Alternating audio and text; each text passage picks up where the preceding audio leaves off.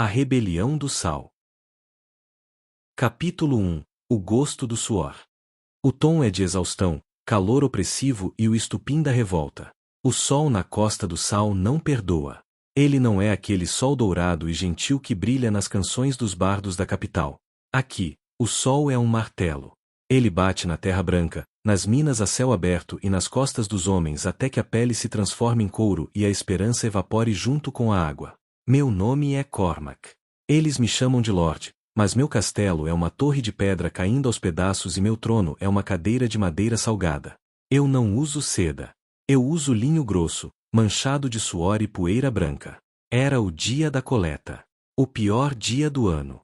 A carruagem real chegou ao meio-dia, cercada por 20 guardas com armaduras polidas que brilhavam tanto que doíam os olhos. Eles suavam como porcos assados dentro daquele aço. Eles odiavam este lugar. Nós odiávamos que eles viessem. O coletor de impostos, um homem chamado Lord Silas, desceu da carruagem. Ele segurava um lenço perfumado no nariz, tentando bloquear o cheiro de peixe seco e maresia. Eu o esperei no pátio, com meus capatazes atrás de mim. Homens duros, com picaretas nas mãos e fome nos olhos. Lord Cormac, disse Silas, com aquela voz anasalada da corte. O rei exige o dízimo.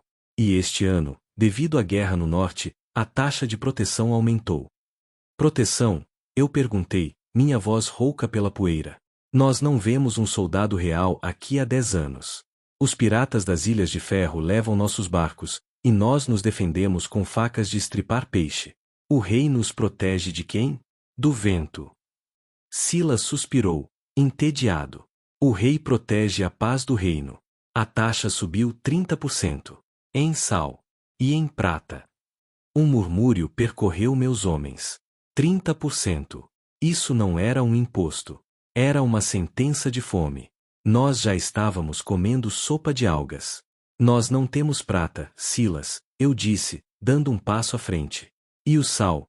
Tivemos uma inundação nas minas baixas. A produção caiu. Nós temos o suficiente para pagar o do ano passado. Nada mais. Silas olhou para suas unhas bem cuidadas. Então, Lord Cormac, você terá que dar outra coisa.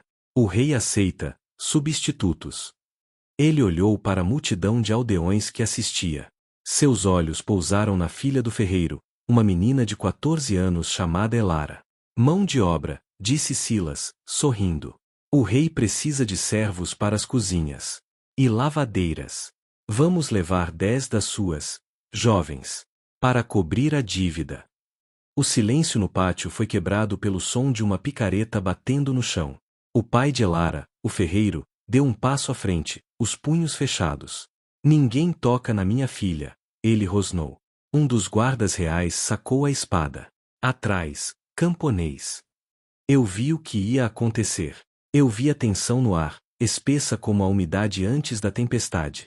Se eu não fizesse nada, eles levariam as garotas. Se eu lutasse, seria traição. Mas eu olhei para Silas. Para o sorriso dele. Para o lenço perfumado. Ele achava que éramos gado. Ele achava que o sal nos tinha deixado fracos. Ele estava errado. O sal conserva. Ele endurece. Silas, eu disse, calmamente. Você não vai levar ninguém. Isso é uma recusa? Ele perguntou, incrédulo. Isso é rebelião? Isso é um aviso, eu disse. Silas fez um sinal para o guarda. Prenda este Lorde Caipira. E pegue a garota. O guarda avançou. Ele esperava que eu me curvasse. Ele esperava medo. Eu não saquei uma espada. Eu não tinha uma espada na cintura. Eu tinha um gancho de carga. Um pedaço de ferro curvo e enferrujado que usávamos para içar barris de sal. Quando o guarda estendeu a mão para me agarrar, eu me movi.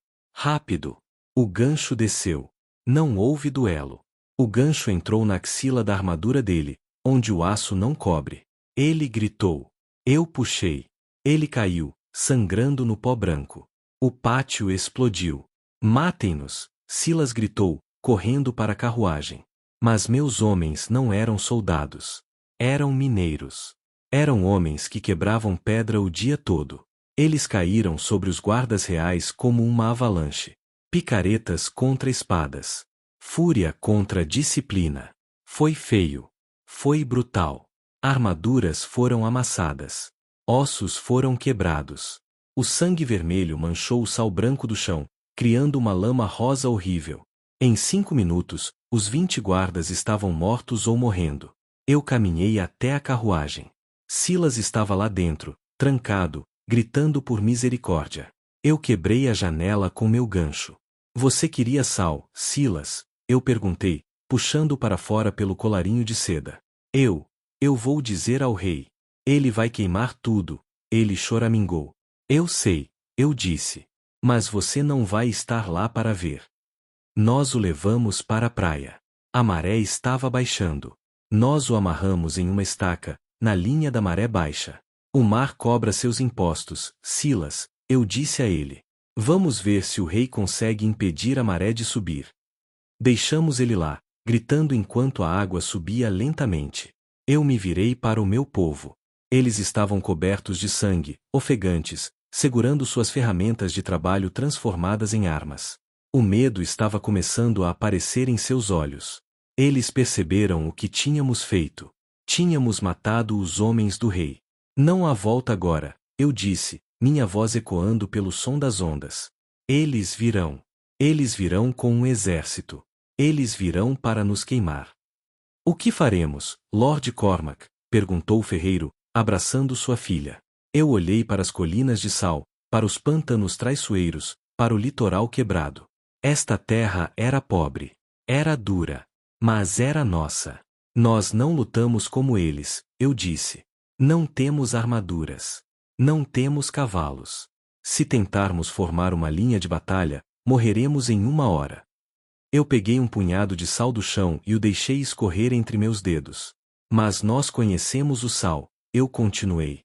O sal corrói. O sal cega. O sal entra nas feridas e queima. Nós vamos ser o sal, meus irmãos. Vamos deixá-los vir. E vamos fazê-los sangrar por cada centímetro de areia. A rebelião do sal havia começado. Não com um discurso de ouro, mas com um gancho enferrujado e um homem afogando na maré. Capítulo 2 O martelo de ferro. O tom é de medo, grandiosidade militar e a chegada do inevitável. A resposta da capital não demorou. O rei não tolerava impostos não pagos. E ele certamente não tolerava coletores de impostos afogados. Eles não enviaram um diplomata. Eles não enviaram um xerife. Eles enviaram um martelo. Sor Varga. Ouvimos falar dele antes de vê-lo. As histórias diziam que Varga nunca perdeu uma batalha. Diziam que ele usava uma armadura tão pesada que nenhum cavalo normal podia carregá-lo. Ele montava destriers gigantes criados nas estepes. Diziam que ele não tinha piedade, apenas ordens. Eles vieram pela estrada real, uma coluna de aço e estandartes vermelhos que se estendia até onde a vista alcançava. 2.000 homens. Infantaria pesada, besteiros, cavalaria. Contra nós, 300 mineiros e pescadores com ferramentas. Eu estava no topo da falésia branca, observando. Ao meu lado estava Torg, meu capataz de mina, um homem grande que falava pouco e batia forte. É muito aço, Torg murmurou, cuspindo tabaco. Eles brilham como peixe no sol. Eles vão cozinhar como peixe no sol, eu disse, embora meu estômago estivesse revirado. Varga não parou para negociar. Ele marchou direto para a primeira vila na fronteira de minhas terras. Vila Areia. Nós havíamos evacuado a vila. Sabíamos que não podíamos defendê-la. As casas estavam vazias. O gado havia sumido. Mas Varga não se importou. Ele deu a ordem. Eu vi daqui de cima. Tochas foram acesas.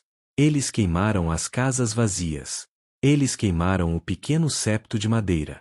Eles queimaram os barcos de pesca secos na praia. E então, Vargan fez algo para nos enviar uma mensagem. Ele mandou seus homens derrubarem as árvores frutíferas. As poucas oliveiras que conseguiam crescer no nosso solo salgado. Árvores que levaram 50 anos para dar frutos. Ele as cortou e as queimou. Não era estratégia militar. Era ódio. Ele queria que soubéssemos que ele não vinha apenas para nos matar. Ele vinha para apagar nossa existência. Ele quer que desçamos, eu disse a Torg. Ele quer que fiquemos com raiva e corramos para o campo aberto para salvar as árvores. Torg apertou o cabo do seu martelo de pedra. Está funcionando, Cormac. Meus primos viviam naquela vila. Se descermos, morremos, eu disse, duro. Olhe para eles. Cavalaria pesada. Em campo aberto, eles nos atropelariam em minutos. Vargan sabe disso. Ele está nos provocando. Varga montou acampamento nas cinzas de Vila Areia. Era uma fortificação perfeita. Trincheiras cavadas em horas, tendas alinhadas, sentinelas dobradas. Um profissional. Naquela noite, reuni meus capitães nas cavernas de Sal. O ferreiro, o líder dos pescadores, Torg e Elara, a garota que salvamos. Ela se recusou a ficar escondida com as mulheres. Ela queria lutar. Eles são 2000, disse o líder dos pescadores, um homem velho chamado Aki. Nós somos 300. Eles têm aço. Nós temos sal. Exatamente, eu disse, desenhando um mapa na areia do chão da caverna. Vargan está acostumado a lutar guerras de reis. Linhas de batalha. Cargas de cavalaria. Cerco a castelos. Eu apontei para o mapa. Nós não vamos dar a ele nada disso. Não há castelo para sitiar. Minha torre não vale a pena. Não há exército para enfrentar em campo aberto. Então o que fazemos? Perguntou Elara. Nós nos tornamos fantasmas, eu disse.